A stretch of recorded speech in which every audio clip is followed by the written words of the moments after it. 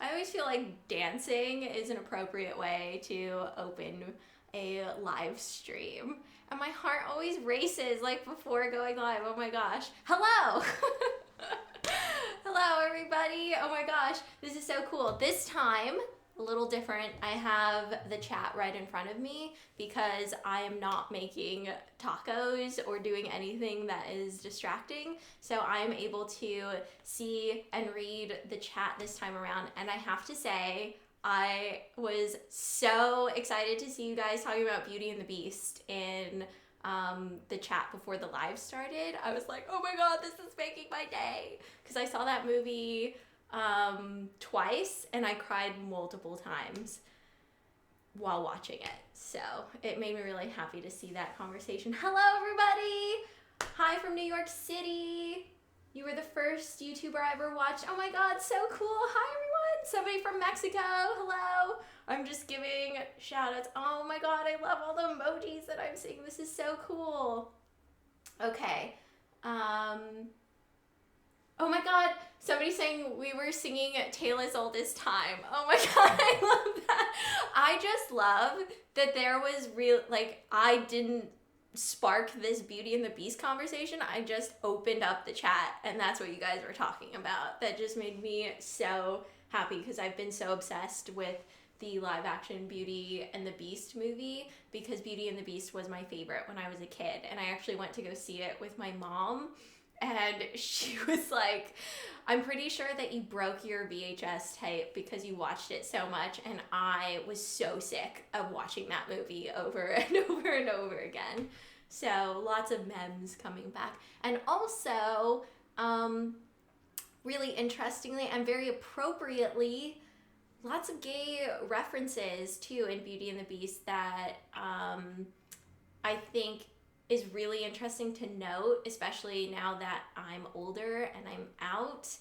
There are a lot of there are gay people who worked on Beauty and the Beast that really infused their life experiences into the songs and the story, which I think is really cool. Like, I was recently told that the Kill the Beast song was written about AIDS in the 80s.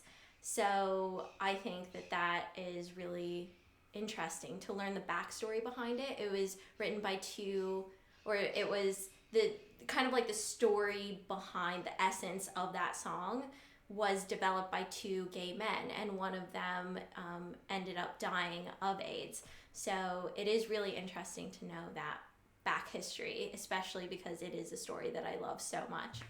Anyway, I could make an entire live stream about how much I love Beauty and the Beast, but today, as you can see for Taco TuesGAY, I am not eating tacos or making tacos, and if you follow me on Instagram, then you know that is because I'm having sushi for dinner tonight, because my all-time favorite sushi place in LA is closing after, I think, about 20 years of business. It's called Saito's Sushi, and Saito is like a legend. He's been making sushi since he was 18, and he is now retiring. And he helped open the original Katsuya, and then went and opened his own sushi restaurant, and he has a very loyal following, me being one of those people.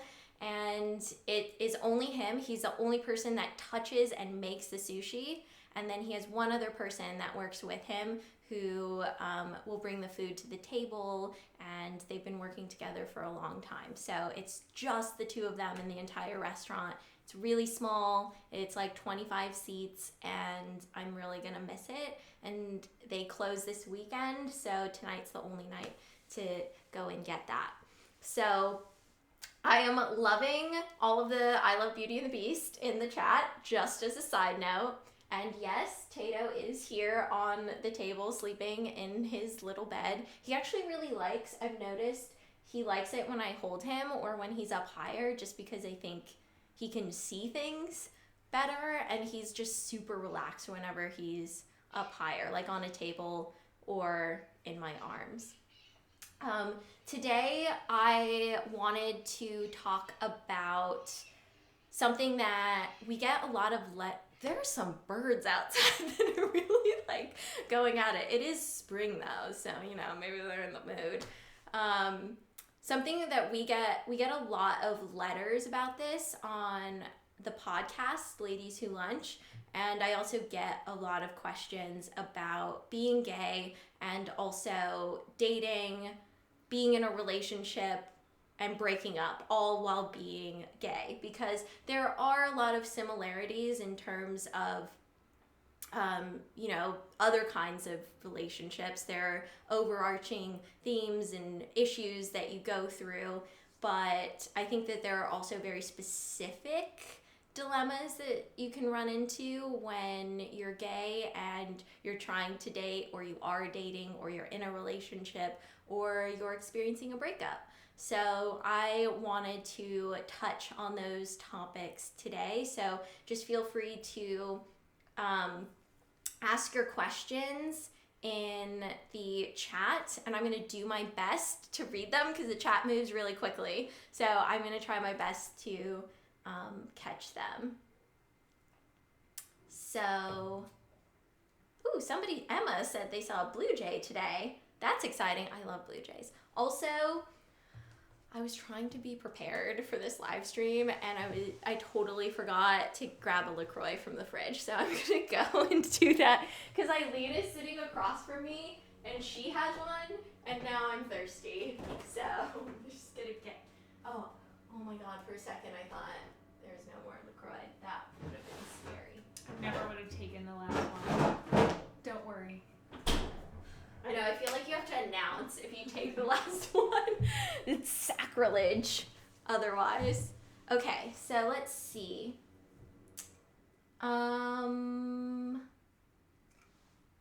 Somebody just asked how to stop falling for straight girls. This is not something that I have really ever experienced. I've had a crush on one straight girl that at least that I can remember and that I'm aware of. But I know that I've talked to and I've known a lot of people who have consistently been through this. And I think that it's really tough, especially when you're friends with somebody or you're spending time with them and you really just like them as a person. It's almost impossible to stop yourself from liking them. But I think where the boundary comes in is you can control your actions. So you may have feelings for this person, but if they are somebody who is like in another relationship, or they are not interested in the same sex, like you don't want to, just like in any other relationship, you wouldn't want to be pressuring this person. And so I think that you really have to take a step back and evaluate the situation, because also at the same time, even if this person, maybe you have a hunch that they could have feelings for you, this is a tricky dynamic to enter, because if you are out and this person say that they do have feelings for you and they're willing to explore, you have to recognize that you may end up in a relationship or a dating situation where you can't make it known to other people, and that can be really, really painful.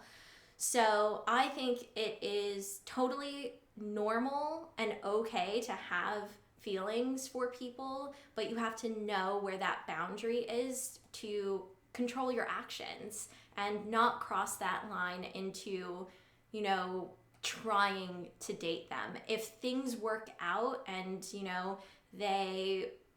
because this does happen, they express that they do have feelings for you and they go down their journey of coming out and being more comfortable in their skin, and then you guys come together and start dating, that is a much better situation for everybody involved. But don't beat yourself up for having feelings, especially for really awesome people, because it's really easy to have crushes on awesome people because they're awesome. I think it's really just about knowing where that line is. Okay. Oh, Katie says, I saw you in New York, but I was too scared to say hi when you were there. Oh my gosh. Well, I'm glad that I saw your comment now. So now I can say hi to you via the internet. And I'm sorry that we didn't get to say hi in person in New York, but hopefully this kind of makes up for it.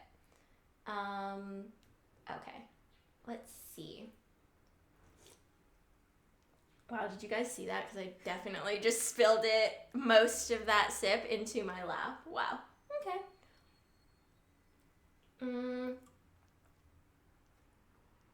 Reading through. Have you seen any, Eileen? Eileen's also keeping an eye out too, just in case I miss anything while I'm talking.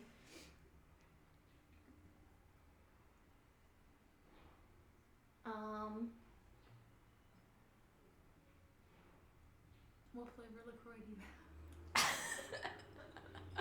Okay, I love that this is a question. What flavor LaCroix? This is the grapefruit flavor, although I will say that Eileen enlightened me to the mango flavor, and that is my number one bay in the La Bay family. That's what we call the LaCroix. Also, learned that it is not La Croix, it is LaCroix. They are actually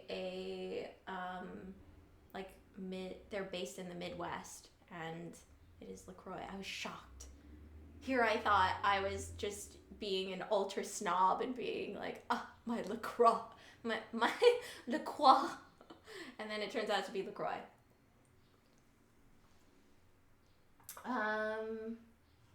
If I have a crush on a girl and I'm a girl, does that mean I'm bisexual or a lesbian? And that's from Zoe. This is really interesting because I really think that a lot of times there's pressure from ourselves and the outside world to put labels on everything. And labels exist in the world, so we have a better understanding of what things are, but we also have to understand that some people don't want to be labeled in these ways, and a lot of times labels change, and life is an evolution and a constant unfolding. So I think that if you have a crush on a girl, it is totally okay and natural to have a crush on a girl, but I think that it takes a little bit more reflection and a little bit more time with yourself to figure out what label, if any, suits you, because you don't have to label yourself as bisexual or a lesbian or anything. I think that it's important to explore what those feelings really mean to you, and maybe think about, is this your first crush ever that you've ever had on a girl? And it's really about what that means to you and how you want to translate that to the rest of the world, and how you want how you want the world to see you. And that's that. So I hope that you get to enjoy your crush, because having a crush is really awesome, and it's also crushing at the same time. Crush is such an appropriate word, because there are times where it feels absolutely magnificent and you're head over heels, and then other times you are just left feeling so what do I do now? Helpless and feeling like you're flailing. So, definitely been there. Also, just so everybody knows, I have some bubbles here, Finding Dory bubbles. Just in case, that's a thing during the live stream. Although, I've been having some difficulty trying to get bubbles out of that. It's not a very soapy, sudsy solution. Okay. Getting the sips in.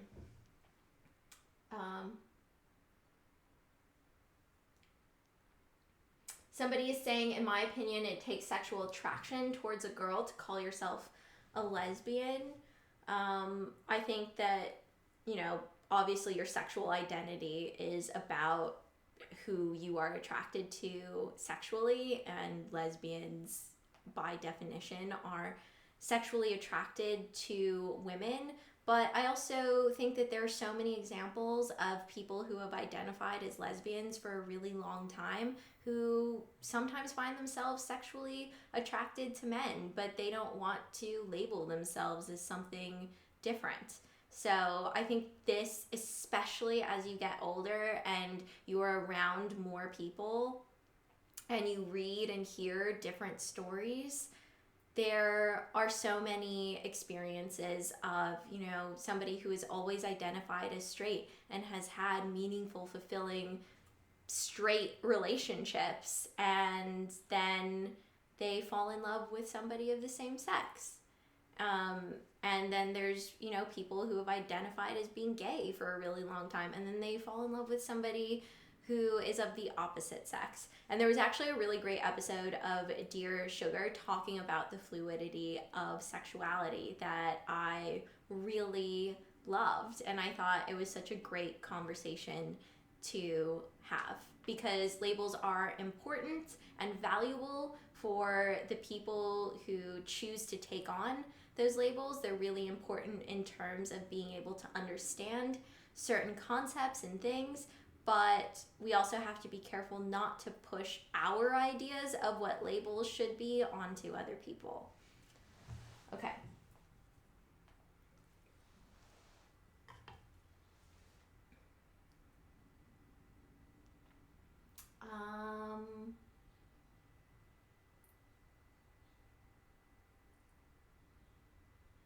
Let's see.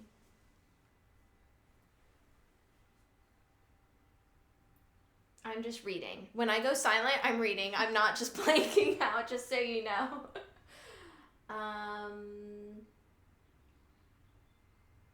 Let's see. How did you know when it was the right time to come out? Did something click, or did you just go for it? That is a question that I'm going to save for a video that I will be shooting soon. I'm actually shooting it the day after tomorrow, so I'm going to save that one for that video because that's a good one. There was one on here that I saw. I'm so sorry because, okay, here we go. Claudia asks, what are your coping mechanisms to heal after a breakup? It is really, really tough to go through, a breakup.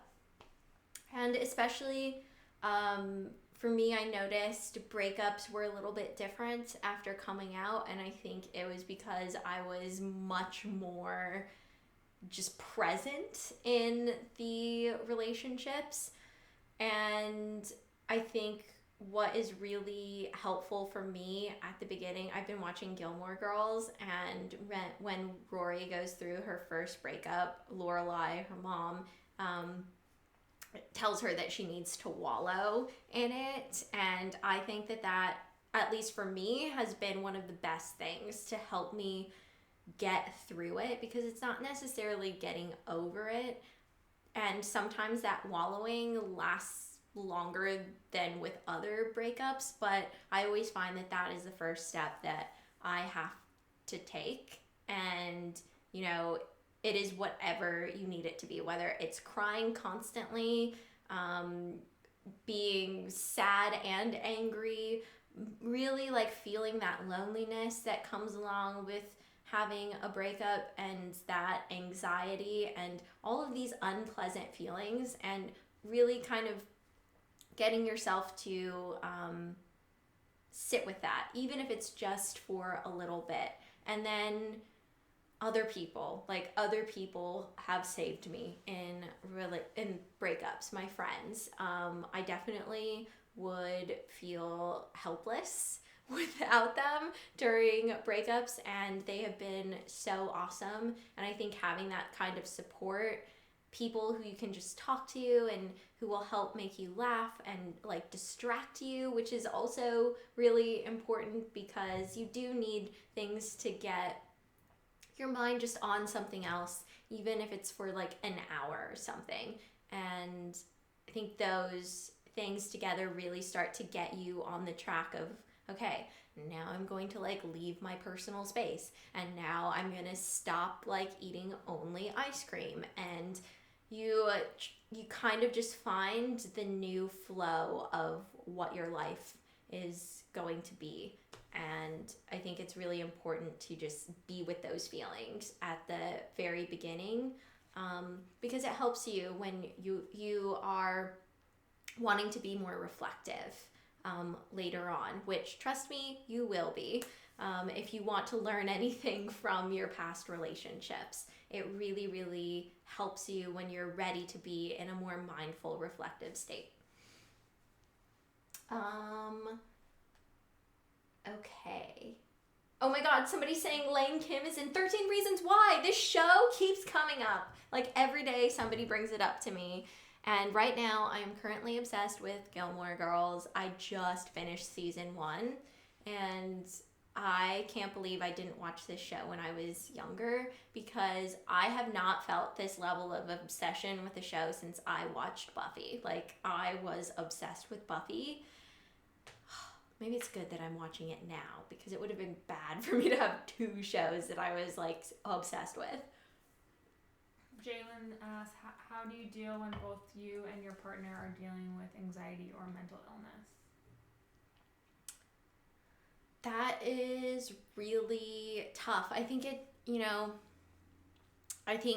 it depends on what the specific nature of the mental illness is, but relationships are a constant give and take, and you're constantly like meeting in the middle with the other person, and it's really difficult because I think that especially if both of you are going through a difficult time, you naturally have your good days or like your better days, and then your really bad days. And if one of you is having a really bad day and one of you is having a better day, the person in this position can very naturally want to be there for the partner, and it ends up sucking everything out of you, especially when that's happening on a really consistent basis. So I think what is important to do is to not like abandon the person that you're with, but understand that you yourself also have your limits, and especially when you are going through a difficult time, you don't have that to give. Like you have to understand what your limits are in terms of what you can and can't give, and I think both parties have to be understanding of that. And I also think that you can't expect to get every single thing that you need out of just your partner. Seek professional counsel, counsel outside of your relationship, spend time with other people, and kind of like spread it out a little bit so you're not just living in this like capsule that is your relationship and then there's the rest of the world. But I think when you do have that energy to give it wholeheartedly, but when you feel completely drained and not capable of like doing that, I think that is also totally fine as well. And I think in those moments when you feel like your tank is completely drained, it's important to think about the things that you're grateful for, especially in your partner, why you engaged in this relationship in the first place. And when you really sink into that kind of gratitude, I think that you notice that your tank fills up, or you notice that you just have storage in another part of the tank that wasn't visible to you, and you realize that you do have something to give, because I think that it really awakens pieces inside of you that can go dark when you're going through a bad time, and that gratitude is really something that shines a light on those pieces that you forget about. I saw that somebody super chat Rebecca said, do you think you should come out to your parents or friends before getting into a relationship? Thank you, Rebecca, so much for the super chat donation.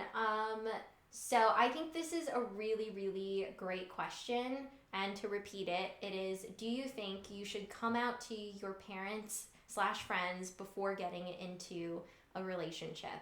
I think it's really totally up to your personal preference. I have seen people successfully come out to friends and family after already being in a relationship, and I've seen people successfully come out not being in a relationship. And I think that it's really about what you want and what your particular circumstances happen to be. You know, there are so many cases of people being in really great relationships, and maybe they're out to their friends but they're not out to their family, and they are in a really wonderful relationship, and then they come out to their family. That's totally fine. There's no wrong way to do anything. I think the important thing is more so thinking about your personal safety when it comes to coming out to people. Do you have any kind of support group in place, or just support system? Because that, I think, is really one of the most important things to have when you come out, because you want to be prepared and you want to have people to lean on that you can talk to, or even if it's just one person, like a therapist or somebody. Having some kind of support system is really, really important, and the order in which things happen is completely up to your circumstances and what you feel you need to do.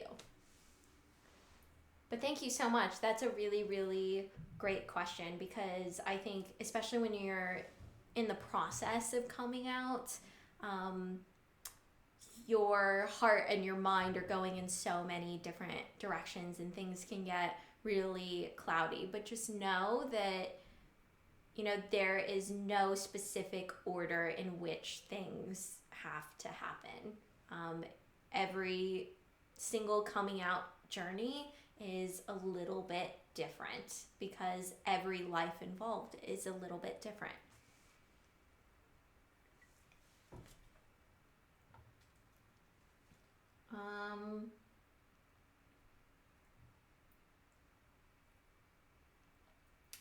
Let's see. Whitney asks, how did you deal with your less supportive family members when you came out? So, I only have a relationship with my mom, and I don't have a relationship with the rest of my biological family. And that is for a multitude of reasons that I just, you know, it's really difficult. I don't necessarily want it to be that way, but it just has to be that way, especially for me and where I'm at right now in my life. And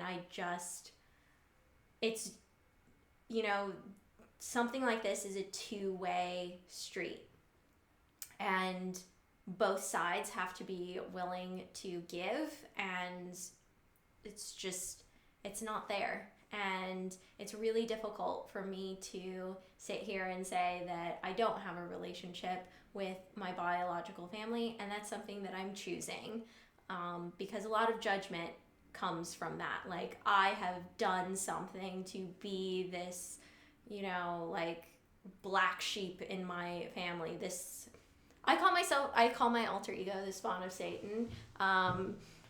That stems from something that actually isn't so funny, but it's kind of like a reclaiming of something that happened when I was younger, and now it's actually something that I really I like.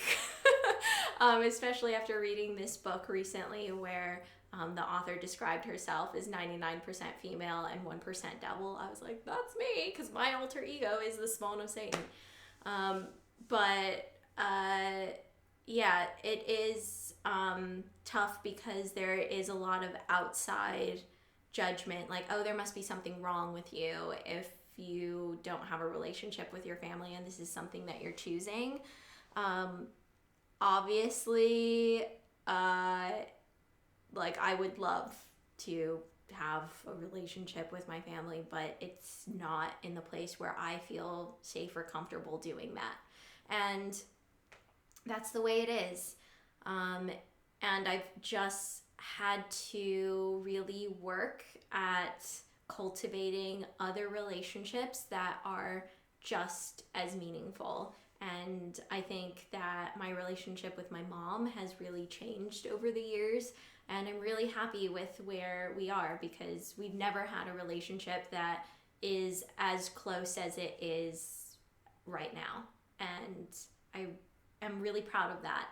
And I'm really proud of the strides that she has made as well. So while there is this element in terms of like biological family that makes me sad that I don't have that, there are a lot of things that I'm really proud of. And I know that this is the better route for me to be on. And that's not to say that things can't change in the future. I don't know what's going to happen. I would love for things to change. But as of right now, that is how it is. And I think it really gets hard during times of the year where people are typically doing things with their family. So like holiday season where, you know, on social media, I see so many of my friends and people that I know, my peers, going off and spending time with their family. And I don't have that. So that, I think that is when it's really just like thrown in my face a lot more, and it's something that every single year I have to work through in a different way. And there is a lot of guilt and shame that comes along with it. So, you know,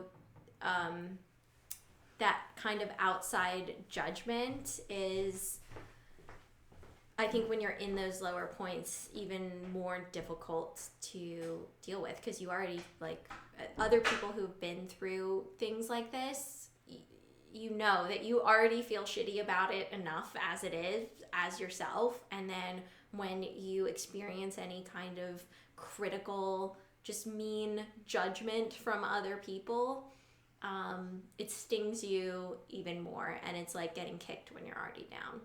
So that is the current position that I'm in, but I feel on the flip side of that, really, really grateful to have the amazing friends in my life that I do, like Eileen, who just went to the bathroom. I see Eileen pretty much every single day, and it's weird, like when we don't see each other every single day. And I have a wonderful girlfriends. I have an amazing little pup that has brought so much joy into my life, joy that I didn't even know was possible. And so I think it's really thinking about things like that help dig me out of that hole of despair.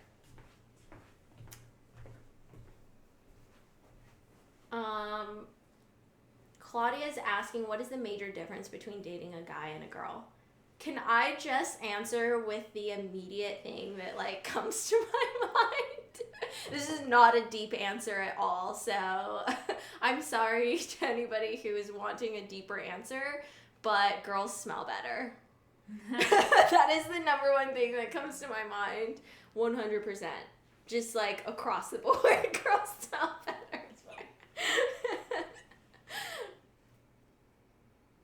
Oh my gosh. 12:30 a.m. and I'm still up to watch this. Thank you so much. Yay. Okay. Oh my gosh. Thank you so much, Taz. We just got a super chat donation. How do you tell a person you are in love with them? Oh my god. I just watched the episode of Gilmore Girls where Dean tells Rory that he loves her, and Rory is like, the kind of like a deer in headlights.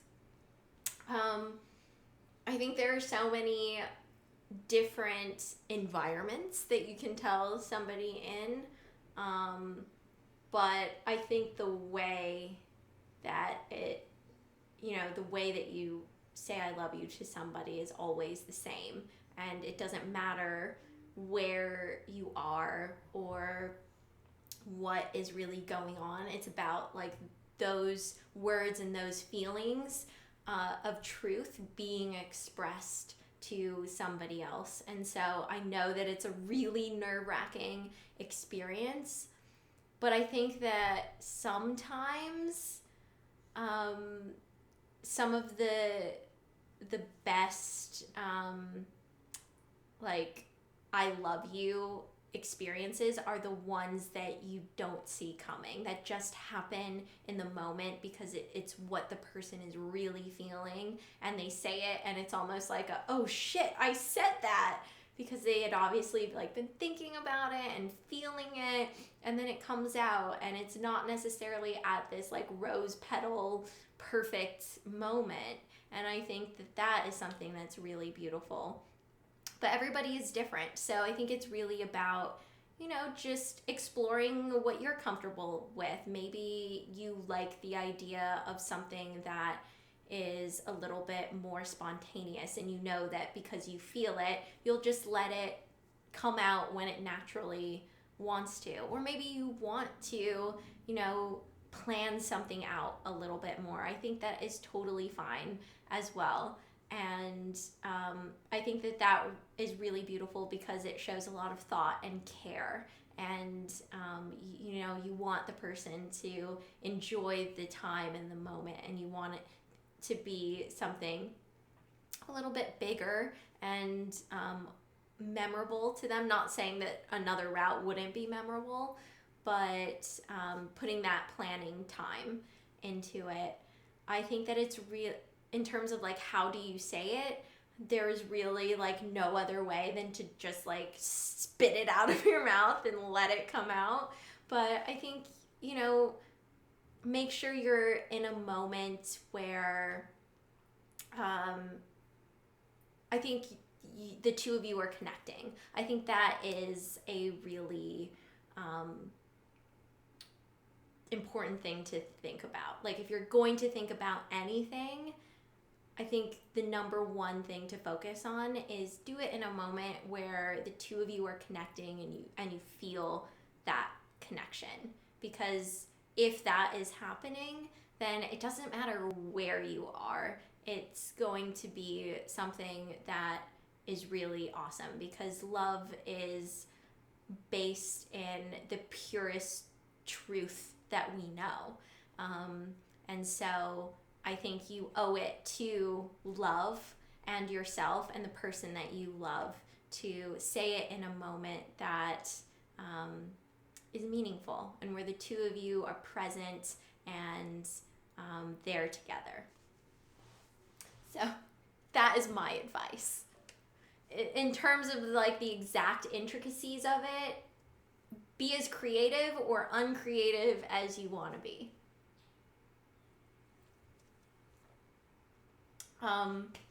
I would be happy if somebody put a post-it note on my LaCroix and said, I love you.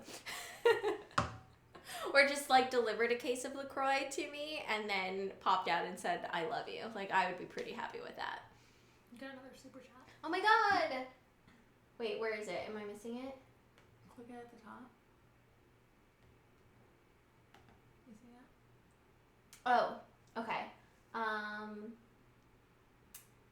So this is from C. How did you react the first time someone told you they loved you? So the very, very first time this happened, I was in high school and it was really exciting. I was with my high school boyfriend at the time, and I was the one, if I remember correctly, this was a while ago. If I remember correctly, I'm the one who said it first, but it was really amazing to have somebody say it back, especially somebody that I really cared about in a different way for the first time. And I really cared about my high school boyfriend a lot, as crazy as teenage love can be. I really think that he was and is a great guy. And looking back on it, I'm really happy that he was the first person that I said I love you to, because he was just a really sweet person with really good intentions, and I think that it really sends you over the moon the first time that you hear somebody who you care about. When you hear that said to you, you just feel like you want to fly all the way to the moon. Like you're just gonna be carried to the moon because you're kind of like on this high. And it's also, it kind of hits you with reality too. And I think it's one of the first moments where, aside from going through puberty and like the physical stuff that happens to you, it's really a moment of growing up.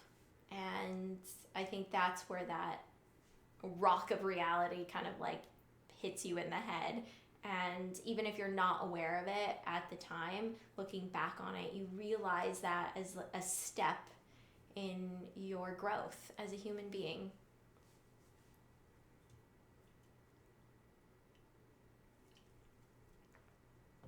Man, LaCroix never gets old. Okay, let's see. Just Mandy said, I have never said I love you first. It's really scary. It's scary because you're being vulnerable and putting yourself out there, and there's no guarantee that, you know, you're gonna get it back.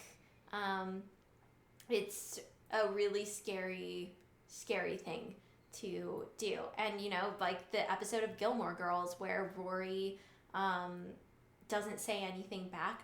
I was like upset about how Dean reacted, but I had to also recognize this is a TV show and this is a teenage relationship, and so you don't really have any past relationships to be learning from. This is like your first one. And the way that he reacts is like getting upset with her when she doesn't say anything. I think she says like, thank you, something like that. And he gets really upset and they end up breaking up. And then, you know, the entire town is mad at Dean because he like broke Rory's heart, the town's sweetheart. And then, you know, Lorelai finds out that Dean said, I love you. And that is how the breakup started, because Rory didn't say anything back. And I was like, you know, she's not really required to say anything back. And for somebody to get so upset at somebody that they just said that they love, I think is really mean and unfair. And I don't think that in the real world that would be based in any kind of real love, because real love would be patient and real love would be kind. And if you really loved this person and they weren't in a place where they were able to say it back, doesn't mean that, you know, they will never say it back.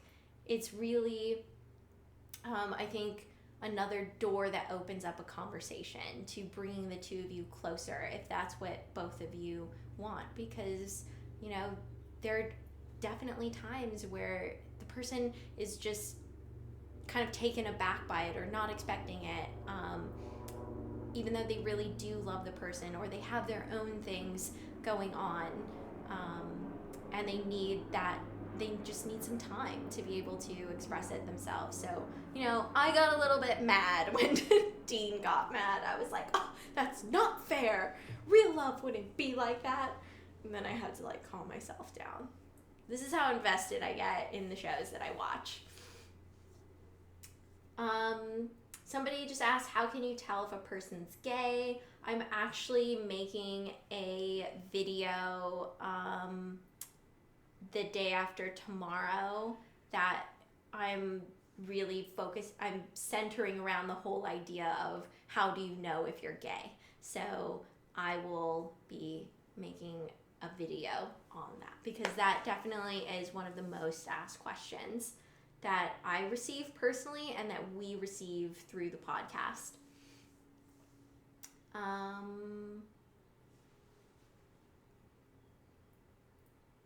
Let's see.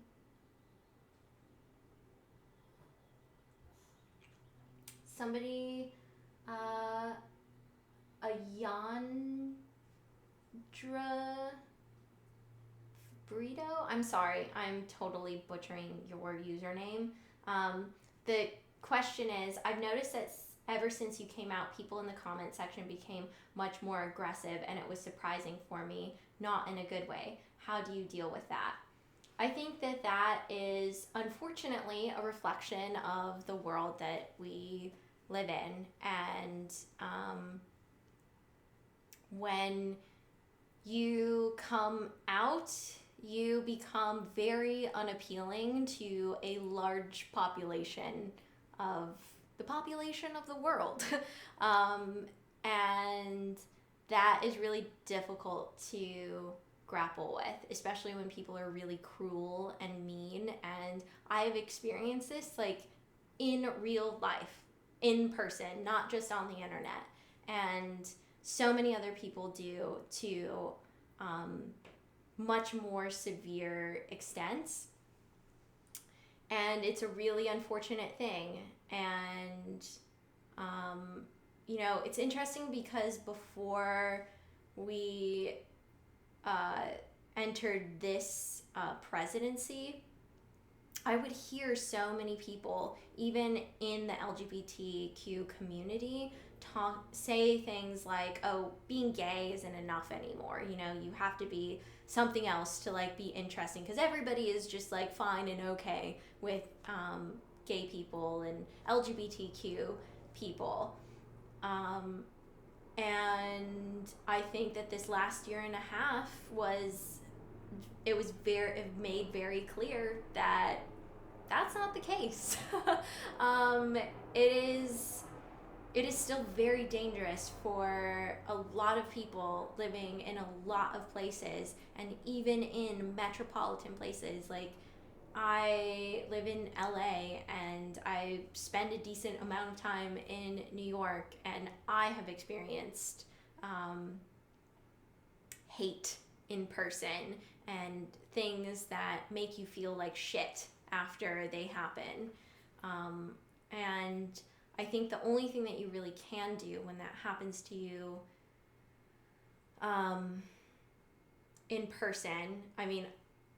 in person, I wasn't physically hurt in any way, so I'm separating that from what I'm saying. In terms of getting comments online and having things said in person to you, I think the only thing that you really can do is reflect on it and not take it personally, even though it is so difficult to do that, because this person is coming after you and attacking you for, the very essence, or part of the very essence of who you are. So how can you, you're probably wondering, how can you not take that personally? But I think that you have to recognize that any kind of behavior like that is so vicious and so cruel is ultimately laid in a foundation of their own fear and or pain of something, and it's not actually a about you. It is their fear of like the world's going into hell or whatever. I don't know. You know, there are many reasons. Their fear of their own sexuality, their own feelings, the pain that they experienced when they were younger, or the pain that they're currently experiencing. I think stepping back from that initial dagger and that pain that you experience from somebody throwing the dagger at you and looking at it from a broader perspective really helps you to build some true confidence, because it challenges your confidence and it challenges, your own thoughts and feelings and inner dialogue with yourself. And it is so easy to end up in a spiral of self-hate. And let me tell you, I have been there a lot more often than I would like to admit. And every single time I have to step back and recognize who I am, what I am grateful for, what I have done, what I am contributing, and live in that, and look at the people around me and the people that I love around me, and I have to choose to live in that reality, not in this distorted, weird world that is being presented to me.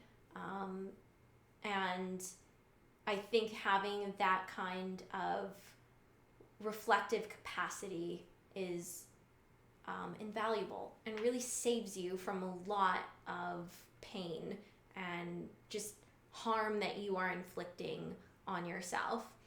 However, I will say that it is important to like feel those initial feelings of, oh my gosh, this sucks, this hurts, I'm mad, I'm X, Y, and Z, because you like read something or somebody says something to you. Feel that and then let it go when it's ready to go. And you always know when something is ready to just be shed from your heart and your mind, but there is a point where you choose to hold on to that, and that's when you just, are walking around being really upset, and you're just like holding on and living in that spiral of pain and fear and hate that this person has like thrown at you, and you're living there. So it's really difficult, and you are the only person that can do it, but it is possible. And I think that it takes feeling that first, and then taking that step back and having some compassion, even when that compassion is not expressed to you. That's what compassion is. And that's what real kindness and real patience is. Doing it because it is for the greater good, not because you are going to receive it back.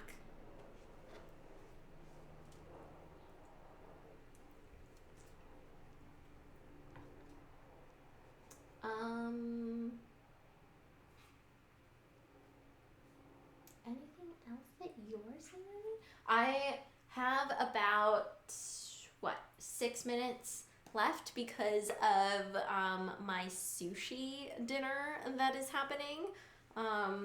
So I'm not gonna go early, but I'm just giving you guys a heads up. I'll definitely still talk to you guys and answer questions, but I'm trying to be responsible and stay on track so I don't miss the last possible day that I can get into my all-time favorite sushi place.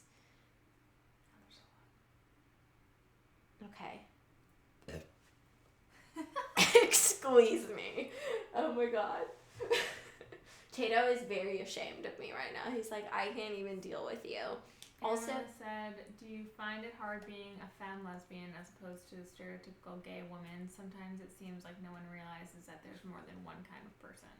It is really hard. I think it's interesting because Eileen and I were just having this discussion because, spoiler alert, on the podcast Ladies Who Lunch that I co-host with one of my best friends, Kat, we are going to be devoting, I think June, right? Mm-hmm. I mean, June to talking about LGBTQ issues because it's pretty much smack dab in the middle of Pride season, where Pride is happening in so many different cities all over the world.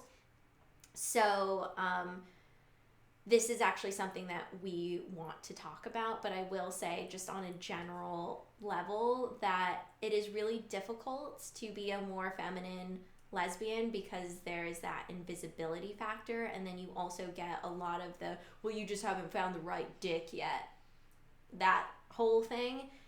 But at the same time, there are also very specific issues that maybe more masculine or androgynous presenting lesbians experience. So every kind of presentation comes along with its own set of baggage, and you have to navigate that in very different ways. So I will say that from my experience, it has been difficult and hard and disheartening, especially with treatment from men, or, you know, you feel like you're not seen, which is so horrible. Like, you just feel like an invisible person. But there are ways to get through it and to live a meaningful, fulfilling life. And we will dig into that more on the podcast 100%. I saw somebody in the super chat, and I don't want to ignore you. So, Amy, thank you so much for your super chat donation. Amy says, I have an issue with self-sabotage. If I even think I might really like someone, I start acting weird around them. How do I control my emotions? So I'm just going to read that one more time so I can let that sink in.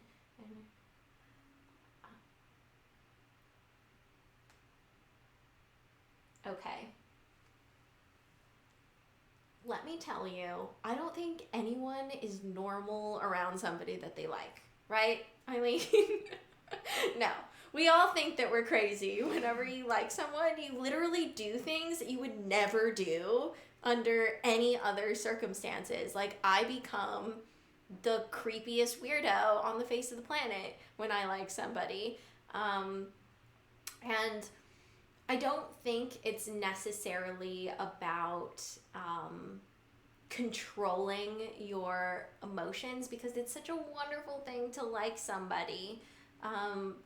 I think it's about changing your dialogue around how you are acting. So instead of saying, you know, I start acting weird around them, just recognize that as you liking the person, and that it is totally okay to be that way. Because I think suddenly putting yourself on this pedestal of perfection, just in general, is very dangerous. Perfectionist in recovery, I know this firsthand, but especially when you like somebody, is a really dangerous place because you're never going to be there. And so I think one of the beautiful things about liking somebody is that it brings out all of these things that you wouldn't otherwise see anywhere else. It's very specific behaviors and little quirks and things that just don't happen in any other area of life. And recognize that as your way of expressing that you really like somebody. And if they are afraid of that, if, you know, you, for example, like, this happens to me and I would like beat myself up about it and think that I was like the worst person on the planet and like the weirdest person and no one was ever gonna like me. Oh my god, how could I do this? I like snort a lot when I not even laughing. I snort a lot when I like somebody. I could just be breathing normally and then all of a sudden I'll start snorting. I used to hate myself for that. And to most of you out there, like, I highly doubt that any of you, or I highly doubt that most of you are looking at me like, oh my god, Ingrid, you terrible, horrible person, for like, you are never gonna get any kind of dates. But that's how I would see myself, and I would beat myself up over something like that that is actually just a really funny, like, thing that happens. And if somebody is scared off because I just happen to snort because I'm nervous, like, that's weird. That's the weird thing. So, you know, you can't expect other people to be perfect because it's just not going to happen. And think about when you really like somebody, you just love like every thing that they do. Like, it could be the way that their hair falls, the way that like they wear their t-shirts. I don't know, like just little things that you notice that you don't really pay attention to with other people, or just, you know, those little quirks that come out. So I don't think that it's really about controlling your emotions. I think it's just reframing your state of mind and the way that you're approaching the situation, and enjoy it. Enjoy liking somebody. And if you snort, I'm with you. It is really embarrassing when it happens, but you know, looking back on it, it provides for some good memories. Granny V gave us a super chat piece of advice. Wait, Do you see it at the top? Granny V, advice from an old lady. 2 things to remember. If you can find someone to love who loves you back, you are so lucky. Don't waste your time. It's the only thing you can never get back. Oh, that just made me tingle. I love that. Thank you so much, Granny V. Also for your super chat donation. I think that is amazing, amazing advice. And everybody should definitely take that in, because I think it's a great way to sum up this live stream. That's so awesome. It's really an amazing note to end on, so I'm not even going to add to it because that says it all. So thank you so much to everybody who joined this super chat. If you have any questions for me, specifically related to how do you know that you're gay, because I'm going to be shooting that video soon, definitely tweet me, or you can also leave me comments on Instagram, like my photos and stuff, and I will take in some of those questions and try to integrate that into the video that I'm making. So I'm really, really excited to make that video. I'm really excited about Pride Month on the podcast. So lots of good LGBTQ stuff coming your way. Thank you so much, everybody, for watching. I hope you have a wonderful day, evening, afternoon, whatever it happens to be, morning. I'll see you later. Bye, guys.